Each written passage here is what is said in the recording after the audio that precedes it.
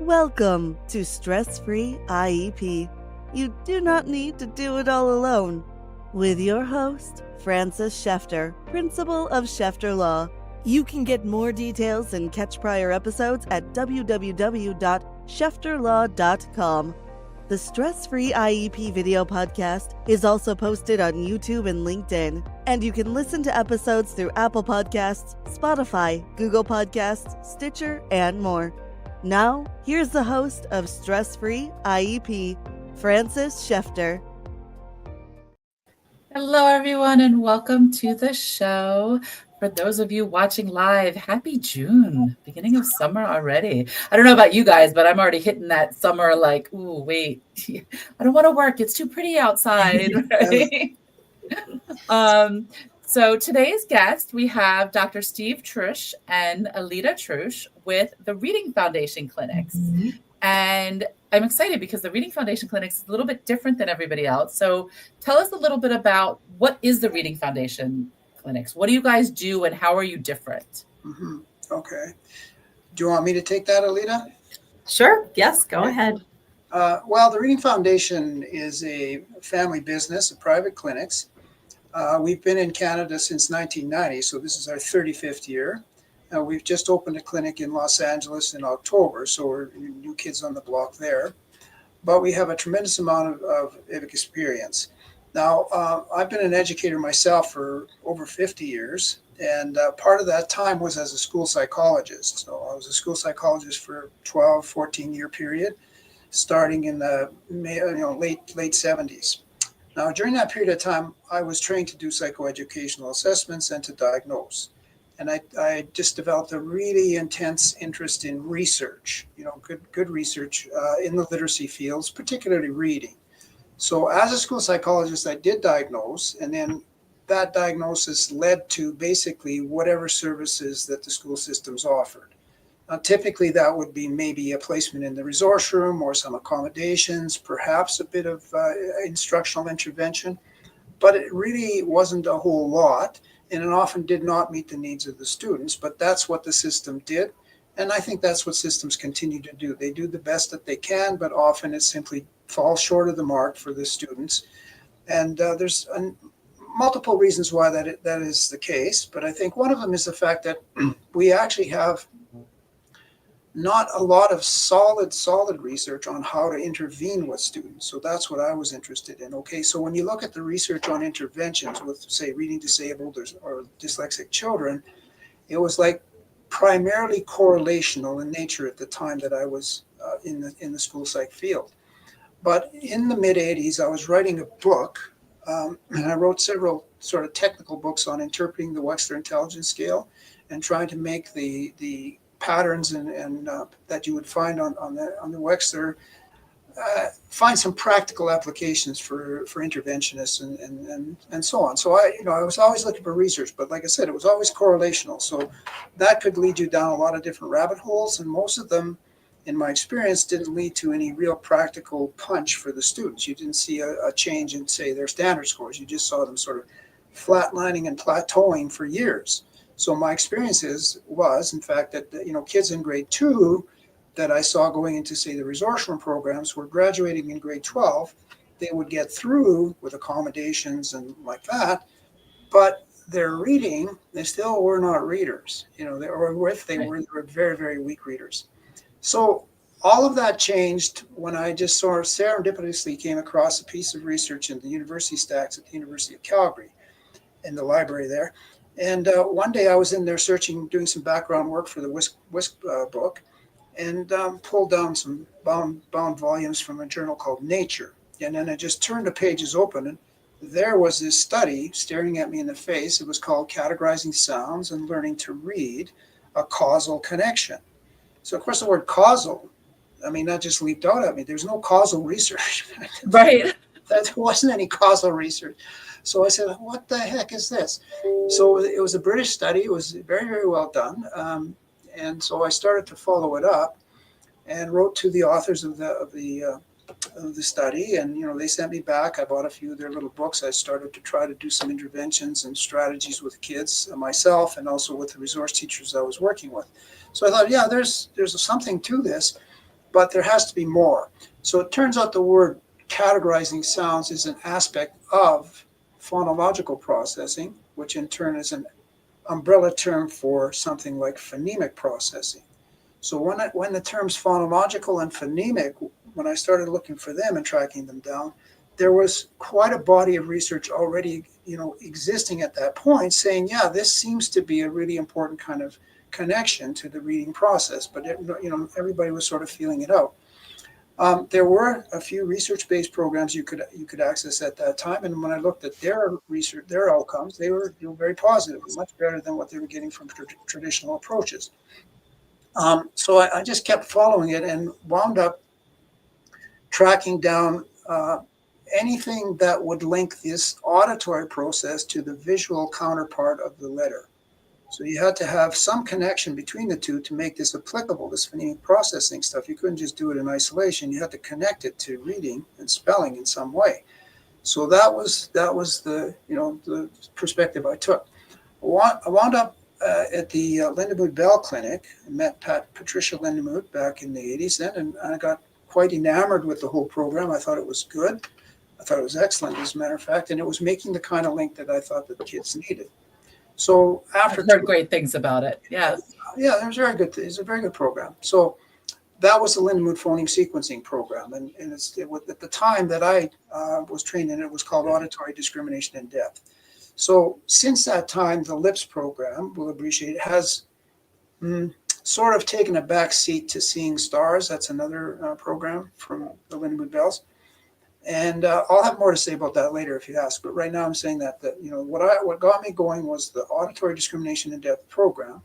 And there just came a point in my career where I had to make a decision. Like, this was too exciting for me. I got really jammed by it, I got just like a little, this is something really, this is great. I can do something with this. So that's what I did. I decided to give up my really cushy job as a school psychologist and start a clinic in Calgary, which I did in 1990. So when I started the clinic, we used the ad program to start with. I created a test battery that we can talk about later, I think, at some point, that quickly identified what the students needed. So I didn't look for a diagnosis. In fact, I sort of shied away from that because what I found was the diagnosis itself really didn't amount to. It's a label. It's a right? label. Yeah, like, what do you do with that, with that Right. information? It's like, how do you now remediate? How do you treat this student? Is there a way to treat this student? So at the time, nobody thought there was. Because everything that was done in remedial programs didn't really bring that huge gain for the students. So it was just this sad commentary on what we were doing. So I thought, well, I'm going to try this. So much to my wife's dismay, I started this clinic. Signed a 5-year lease, not having any business experience whatsoever. But it has worked out for 35 years. And then my family, like my daughter Alita, and I have another daughter in Toronto, are very involved, and it's become a really, a very, I think, positive family business for the now amount to thousands of students that we worked with. So that was the beginning. A piece of research got me going, and then I tried the LIPS program, the ad program at that time. And I started doing something that is kind of rare in a lot of private clinics, and that's collecting pre and post data. So unfortunately, there's a lot of private clinics around, but not all of them do a good job of collecting data. They have lots of stories. We have the stories. Neither do the schools, yeah, even though they're supposed to, right? Nobody does the data. Yeah, we have the data, we have the stories, and we have the know-how, I think, to really get in there and make a significant difference to the students. So after, I think it was about the first 300 students, I got the pre and post data analyzed at the University of Calgary in the math department, wrote a paper, submitted it to the Annals of Dyslexia, and lo and behold, it was actually published. So that's my one and only peer-reviewed research paper. I'm a practitioner. I'm just a practical man. But it was nice. It was nice to get that piece of paper in there into the journal. So then another piece of research came along a couple of years later saying that this particular program, which was based in Florida, it was called Phono-Graphix, could do sort of the same thing, but much faster. So Okay. I thought, okay, well, I have to explore that one too then. So that's what I did. I got down to Florida, got myself trained, and yes, I did like some of the features of the program. So we switched after a lot of work. We had to convert everything from our intensive model, which Phono-Graphix did not use at the time, and make it compatible with our delivery system, which is very, very important. It's an item, a variable that I call dosage. So dosage of intervention is very, very important. So I had to rewrite all the materials from the PG program and make it compatible with that 4 hours a day of one-to-one intensive remediation that we would offer to students in the clinic. And they did the same thing again for a couple of years, a few hundred students, collected the pre and post data. Didn't get it published, but it did get a poster session at an IDA conference. And then I kind of got a little tired, and I was very building a picture in my mind of what reading was all about. So I knew all of the steps, and the most important one, one of the basic steps, there's more than one more basic step, there's a few basic steps, but one of the basic steps is this phonemic processing. It's critical. So students who struggle with reading typically have an issue with phonemic processing. So that has to be dealt with any remedial program. But you next have to link it to reading and spelling. It takes a different turn of events. And there's lots of ways to do that, which we can discuss later too. In any event, I thought, well, I think I have a pretty good handle on what reading involves in a broad sense, decoding, encoding, comprehension. So I developed the test battery, and then we did the assessments, and then I thought, I'm just going to write my own program based on the principles that I know are needed. So then I developed that program called Discover Reading, and we've been tweaking it ever since because I keep reading the research. I never stop reading research. There's always things you can do that make the strategy more effective, like this and that, eh? Right. There's always more data. Yeah, always. It's never ending. And so again, those results were compared to the others as well. And so in the long run, basically what I found was a couple of things. I thought maybe Discover Reading would have better outcomes than the other two programs we'd used, but they're about the same. When it comes to word reading, the outcomes are about the same. There's still a vast difference in the way that we deliver the program, so in the clinic now compared to the other two, but basically outcomes can come from a good program.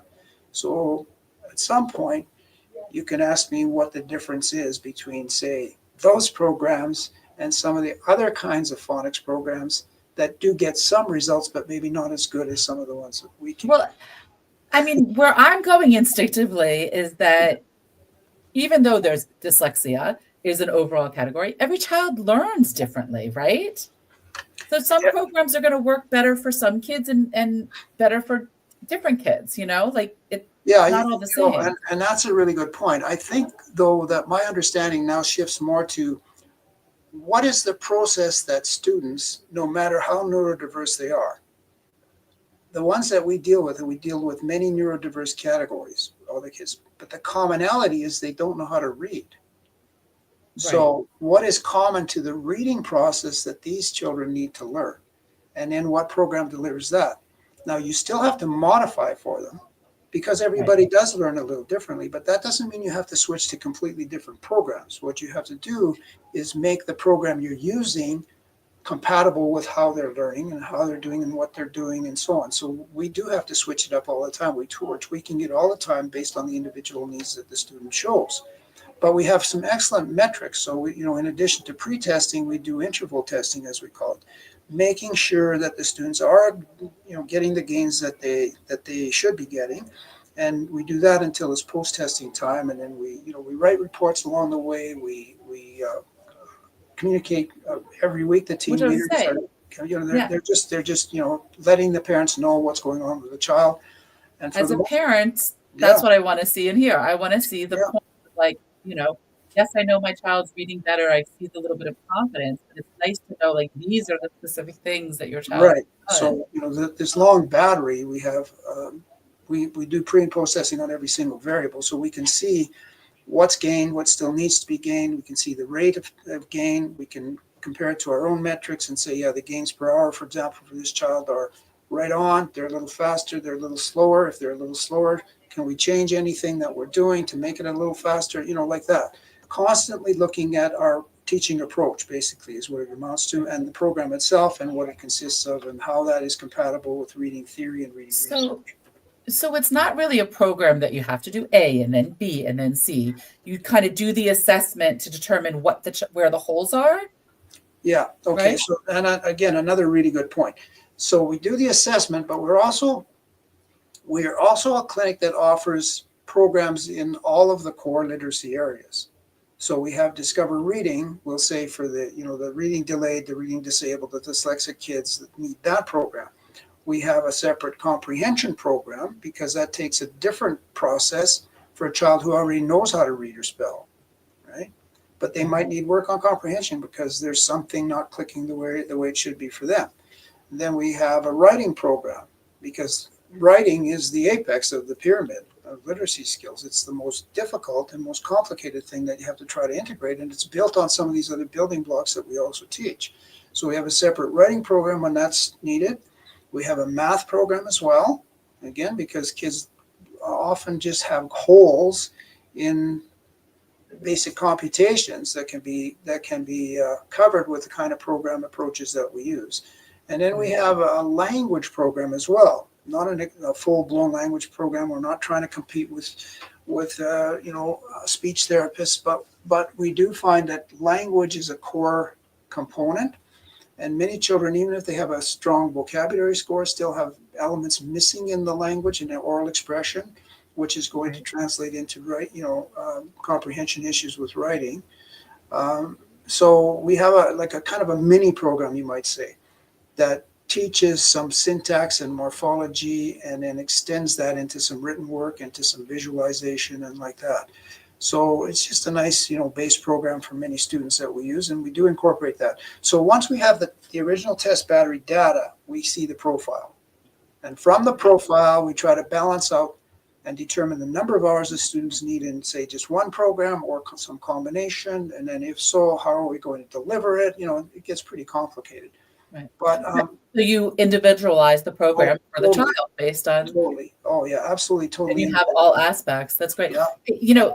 It brings me back to what you said before about that the schools do the best they can. And it's true, because one of the things as a parent is that, and looking at an IEP, even as the education attorney, is that how much time do you want your child to be pulled out of the class, that they're missing the core instruction because they're not allowed to pull them out, at least around here, during recess or lunch or specials. They're missing that core instruction to get caught up. And I know for most reading programs, you need 3 to 5 hours a week to realistically make the progress, right? You need a lot of hours. And that brings us back to what I said earlier about something called dosage. So there's two things that are, I think, to me, key in what you are doing when you try to intervene with students. The first one is the type of program. It has to have some research components to be research-based, as they call it now. And secondly, you have to have enough time in that particular program to make a difference. Right. Okay, so, for example, and this happened to me almost right away. When I got trained in the ad program, for example, I'd go back to Calgary and I'd work with a student. I was working with a student there twice a week. So between his schedule and mine, that's all we could do, twice a week. And it was like, I think, a Wednesday and a Thursday he'd come. So I'd do 2 hours of work with this young man. He was so delayed. It was painful. So he'd come back the next week, and guess what? Got it all. Yeah, he's lost half of what he got the week before. So the pacing was incredibly slow, which makes it difficult for anybody to see that there's change occurring. There was change occurring, but it was so small because of the dosage. It was a good program, but the dosage was the issue. So if you take a program like ours or other programs that are not even as strong in terms of their outcomes, and provide that student with once or twice a week tutoring, which many parents want, they just think of us as a tutor, you will not get anywhere. We will not work with a child under those circumstances. It's just a waste of time and energy and resources, and it's another failure then for the student. Oh yeah, we tried that program, but it didn't work. So we try as much as possible to get parents to think of us, and this is where we can get into headbutting with the schools. But really, if a student, for example, was to come to us in the summer, they're not missing any school. So that's easy. So summer times are really busy for us, of course. But then during the school year, if you have a child who's really delayed and they're going to language arts and math for most of the morning, what exactly are they missing if they came to the clinic instead for 4 hours? You know, like I say to parents, like, we become the language arts program. We're teaching your child how to read, which is unfortunately probably not happening. It's probably not going to happen in the school. No. So we get, well, in Canada, we're now getting a lot more cooperation from the schools because they know what we can do. So right, but you're not going to get it. You're not going to get it in the States because it's not going to be as good. Yeah, because there'll be some law preventing them from doing that. So we have to work around that. Yeah, and their thing is right. What the states say is that they're responsible for providing a FAPE, free and appropriate public education. So having you do it, they're not providing it the way it should be. Mm-hmm.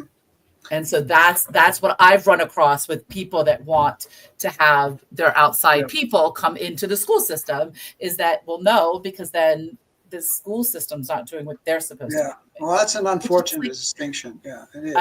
I know, because it's not about the kid anymore. No, it isn't. It's about the system and how it works. That's unfortunate. Now, we can get around it a bit. One of the things that we're going to do, we're open in Los Angeles, for example, from 8 in the morning till 6:30 in the evening, and we're also open on Saturdays, so from 8 to 4:30. So we can schedule kids for less than the intensive, but we don't want to get down to that tutoring once a week thing. It's just, no.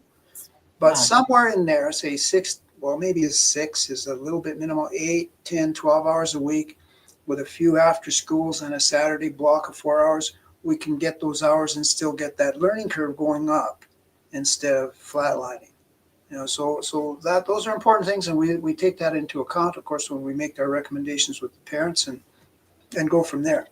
And I say it often, even with kids, which they'll say, like, I'll tell parents, like, yes, I can get you a perfect IEP, but it's not going to give your kid the hours your kid needs to catch up. I mean, I myself paid for private tutoring for my daughter because I knew the school wasn't going to be able to do what they were able to do outside of, and needed that intensive to get her up to where she is.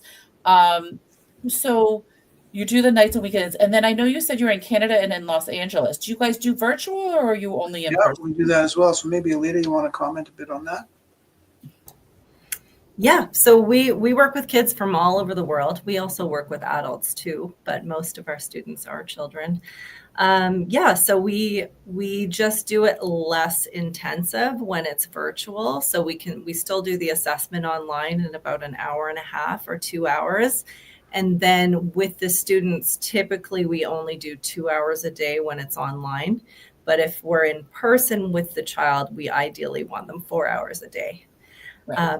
But we don't want to exhaust them. And then, of course, there are, sometimes certain young children that are really wiggly and virtual just isn't a great fit for them too. So if we can tell in the assessment, and we'll tell the parents, like, let's look for something else or consider a time where you can come to one of our Reading Foundation clinics for a month and do an intensive amount of time with us in person. A lot of people do travel for that too. But we love virtual. We get great results too. And sometimes we've worked with kids that have a severe reading delay. They live in a city far away from us. They're 7 years old. They do the time with us, even though it's hard, and we still see great results in them. Yeah, that's awesome. Yeah, because that's important. It's funny because I remember way back before COVID, right? That, tutoring's got to be in person. How are you going to get the results? But now, we all learned that you can with some kids. It doesn't. That's right. It's not for everyone, but it certainly works for enough of them where it's worth a try, especially if there's huge distances between us and the student. Yeah. And there's not great reading programs in all parts of the country, which I'm sure in Canada also. I know here is that like anybody can say they're a reading tutor or a reading program, and that they're trained to do it. But it sounds to me like what differentiates you all is that you do that assessment at the beginning to figure out all the little holes and then develop the plan and then assess along the way to tweak the plan as needed. Yes. That's one of the differences for sure. I think the care and attention we give to every individual student is pretty amazing. It's impressive, really. It is. I mean, we really care, and we want those students to succeed, and we're delighted when they do. And there are huge differences in program outcomes depending on what program you use. So one of the things I did want to talk about is the difference between, say, phonics programs. So I think in my day, when I was a school psychologist, the prevailing philosophy of teaching children how to read, whether it was in a classroom or even if they were in a remedial setting, was whole language. Right. Okay. So whole language was, it was not what you'd call research-based. Yeah. In fact, that's what I taught when I was a teacher. There's the whole language. But it was a powerful philosophy. Yeah. With many, many good points to it. I mean, I was swept up with it too for a while when I was in the school psych years. I mean, it was like, but what it boiled down to was that, well, you really didn't have to teach kids, anything about the English code. You just surrounded them with books and cultivated a love of reading, and got them to do, if you got them to do anything, it was mostly contextual guessing. But maybe you'd start them off with a few sight words that they would have to just memorize. And so, guess what? For a lot of kids, that worked. Now, the question is, why did it work? Right. Why did it work? So that led to the belief that everybody learns differently. So a different approach works for one kid, but not another. But you know what? There's the process itself of learning how to decode still starts with that basic building block of phonemic processing. Right. So those children who got exposure to any other kind of reading program, whether it was Dick and Jane before that, or alphabetics before that, and just straight rote drills and all that, somehow those group of kids still acquired the phonemic awareness that they needed to make the connection between the sound that they were speaking and the letter. That was never made explicit in whole language or with the Dick and Jane readers, the basal readers. And that's the missing link. So in fact, in 91, when I was marching through all these research studies and so on, I kind of kept a journal of my journey and published a book called The Missing Parts of Whole Language, which was made available in 1991. And the missing part was basically that basic code knowledge. It just code, the English teaching systematic instruction in the code was not there in whole language. What was there were two strategies that we know from tons of really good research don't work. And that's having kids memorize words, and the other is having them guess at them through context. So the issue with the memorizing is that, of course, you can memorize some words. Of course you can. Regurgitate. Yeah, you can regurgitate. You look at a sequence of letters and you say, oh, that's and, or that's from, or like what have you, right? The problem with that, there's no generalization to the actual code, because the child does not understand the relationship between the letter and what it's supposed to represent, which is one of the phonemes. Right. Yeah. But some kids still, they still figure that out. Oh, I can remember in grade 2, a boy coming up to me and saying, how do you spell phone? And I said, well, F-O-N-E. They said, no, it's not, it's P-H. I said, what? That didn't make any sense. But of course, I realized that in the end, he was correct. So then I had to make the connection that you can spell that sound in more than one way. Right. Right. So that's not a generalization that we let kids make on their own or even give them any direct instruction in. So kids need that kind of instruction. They need to understand how the 44 phonemes of our language are attached to the ways we spell them. So there's two approaches to phonics. The common approach to phonics was what I'll call, say, visual phonics. And that is going from the print, from the spelling of a word, and trying to figure out how it represents the phoneme, right? So you're not starting from the phoneme and seeing how it could be spelled. You're starting from this print and looking for generalizations that are then teachable for the student. So the difficulty with that, and the English language has been analyzed to death that way. And what everybody tells you is, well, it just doesn't make any sense because it's all screwy and crazy and nothing works. And for a large part of that, that's true. So you take something where the phonics rules, say the two most common ones are, two vowels go walking. The first one does the talking. Yeah. how many times does that actually work, and how many times is there an exception when the student? And the answer is many, many times there's an exception. Same with the silent E rule, same thing. Mm-hmm. So the silent E, the E makes the letter say its name. Right. So I learned it as the E bops the letter on the head and says, "Say your name." Say your name. See, so the student looks at the letters and says, "Whoa, that's comb, comb." Right. Oh, well, no, actually, that's not comb.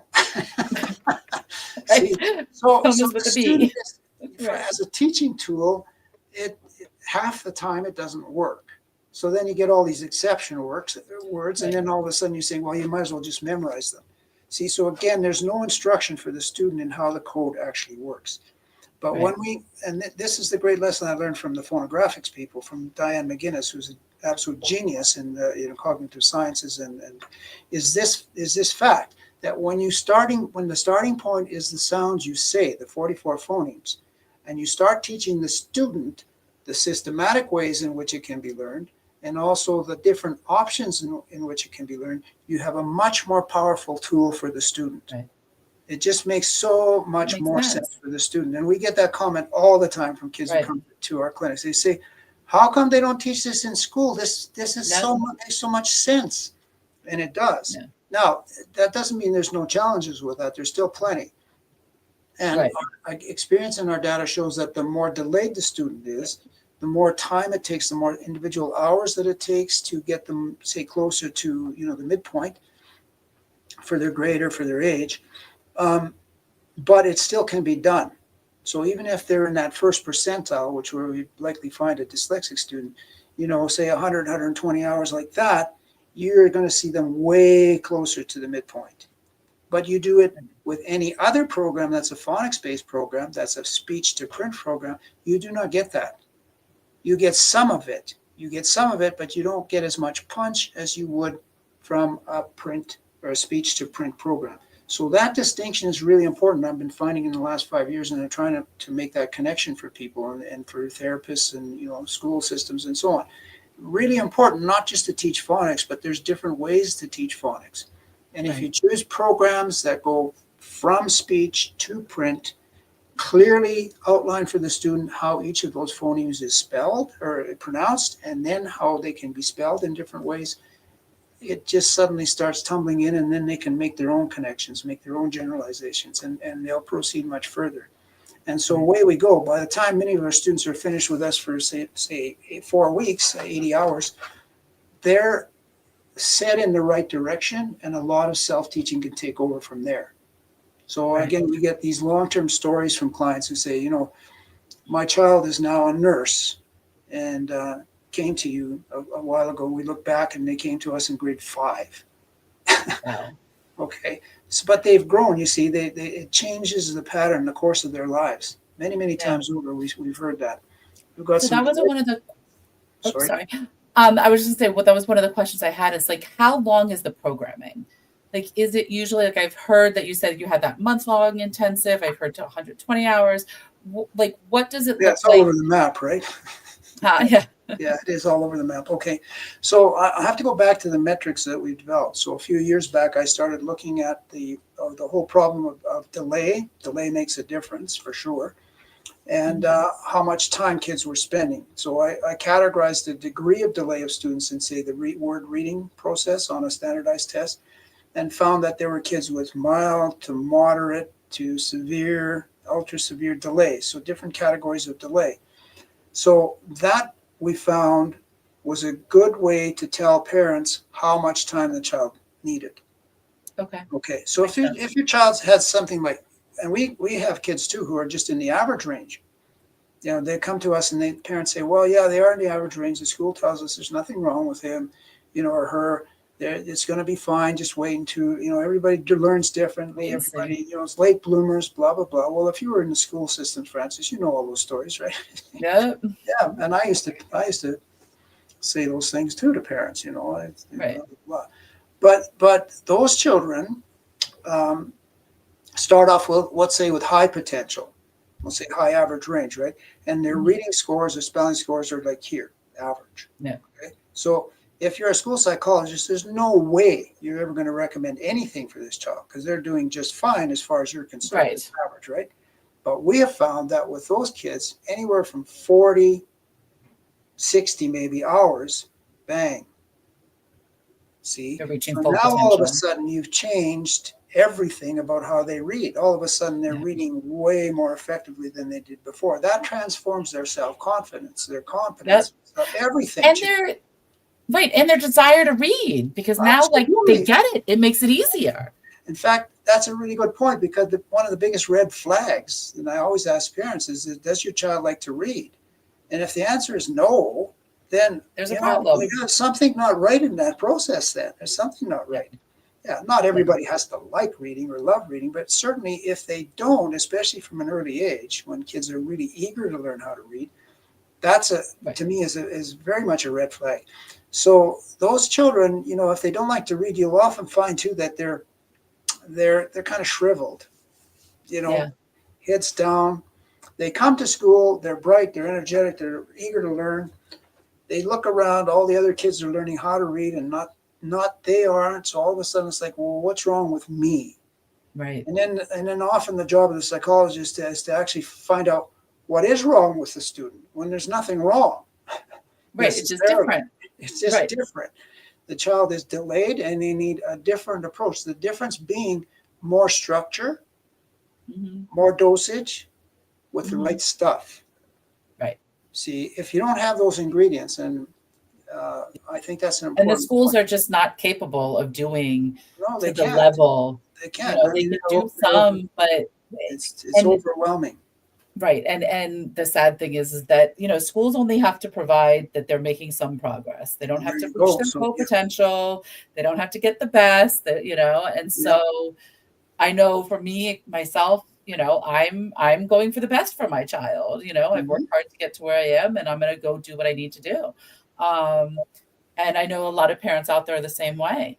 So supplementing what the school can do is, it's also when you're talking about having to do 6, 7, 8 hours a week, the school can't do it. There's not enough hours. And then you're going to miss so much content. Your kid's going to have anxiety about missing all the content because they're going to fall behind in everything else, even if they were to try. So for parents out there that are like, okay, my kid's behind, my kid's average, my kid's very delayed, we need help. What's the best approach? How should they reach you? How should they start the process? Well, I suppose I'm going to ask Alita to chime in on that one now too. Sure. I think the best approach is that they should phone us or email us, and we can set up a call with them, either just on the phone or on Zoom, and talk about their child and find out exactly what's going on with them. And then the next step is to book an assessment, and virtual is great, or in person.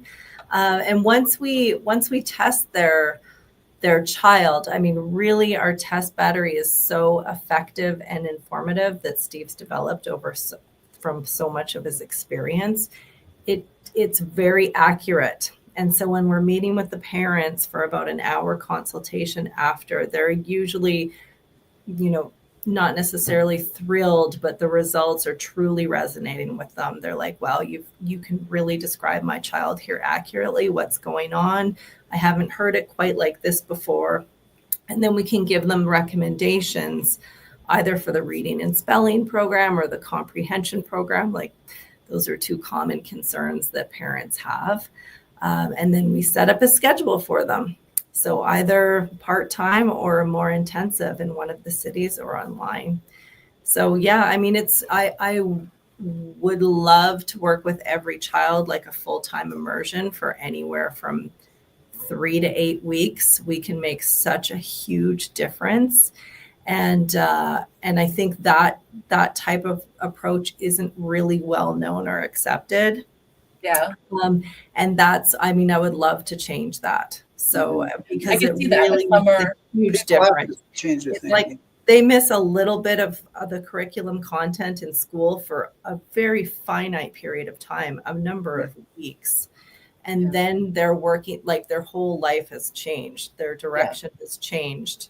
They can become successful politicians, professionals, anything, graduate from university, college, like the world opens up to them if they can do some intensive time with us. Right. And I always look at the fact that in reality, yes, they're missing the month of instruction, but how much are they getting from that instruction if they don't have the reading and the comprehension they need, right? Yes. The nail on the head there. If they're not reading, they're missing so much anyway. Like third grade social studies curriculum, if you miss it for 4 weeks, you're going to be okay. Yeah. Right. You can make up for it in fourth grade. Yeah. I mean, that's a whole nother, like, because I say all the time for my kids, like, I want my kids to be emotionally and, mentally healthy. Like, if they miss the curriculum, that'll come later. I'm not worried about that. It will. You need the basics, and you need the skills, and you need the confidence. Indeed. And your point. All your of that point is wrapped exactly. up. All of those results are wrapped up in a good program, like our speech program.